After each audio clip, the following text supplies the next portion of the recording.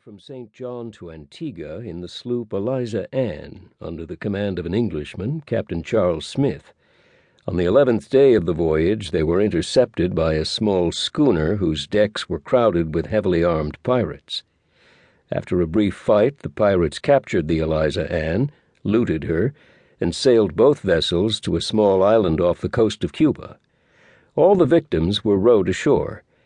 Miss Parker later described their fate in a letter to her brother George, who lived in New York.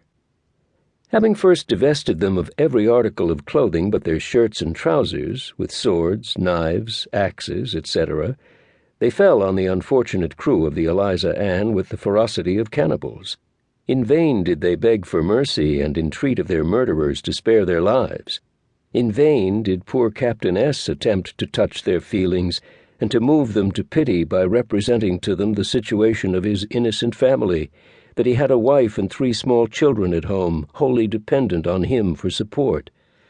But alas, the poor man entreated in vain. His appeal was to monsters possessing hearts callous to the feelings of humanity. Having received a heavy blow from one with an axe, he snapped the cords with which he was bound and attempted an escape by flight, but was met by another of the ruffians, who plunged a knife or dirk to his heart. I stood near him at this moment, and was covered with his blood. On receiving the fatal wound, he gave a single groan, and fell lifeless at my feet.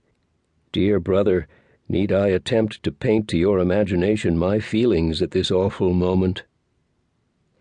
Miss Parker expected to become the next victim, but it soon became clear that the pirate captain was keeping her for himself. Her virtue was saved by the appearance of a British warship on the horizon.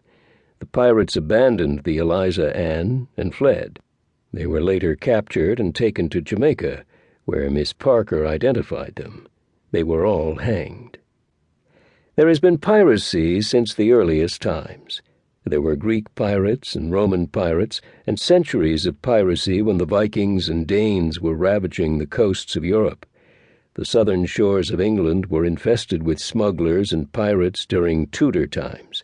A group of Dutch pirates called the Sea Beggars, or Waterhuizen, played a small but critical role in the history of the Netherlands. In 1571 and 1572 they temporarily abandoned their plundering raids and joined the forces of William of Orange to help liberate their country from the Spanish. In the Mediterranean, pirates took part in the Holy War, which was waged between the Christians and the Muslims for several centuries. Barbary corsairs intercepted ships traveling through the Strait of Gibraltar or coming from the trading ports of Alexandria and Venice, swooping down on the heavily laden merchantmen in their swift galleys powered by oars and sails. They looted their cargoes, captured their passengers and crews, and held them to ransom or sold them into slavery. The French played a major part in the history of piracy. Many of the most successful and most fearsome of the buccaneers who prowled the Spanish Main came from French seaports. Corsairs based at Dunkirk menaced the shipping in the English Channel in the mid-17th century. Their most famous leader was Jean Bart, who was responsible for the capture of some 80 ships. He later joined the French Navy and was ennobled by King Louis XIV in 1694. The Red Sea and the Persian Gulf were always notorious for pirates, and the Malabar coast on the western shores of India was home to the Maratha pirates, led by the Angria family, who plundered the ships of the East India Company during the first half of the 18th century. In the Far East, there was piracy on a massive scale. The Ilinan pirates of the Philippines roamed the seas around Borneo and New Guinea with fleets of large galleys manned by crews of 40 to 60 men, launching savage attacks on shipping and coastal villages until they were stamped out by a naval expedition in 1862. But the most formidable of all, in terms of numbers and cruelties, were the pirates of the South China Sea. Their activities reached a peak in the early years of the 19th century, when a community of around 40,000 pirates with some 400 junks dominated the coastal waters and attacked any merchant vessels which strayed into the area.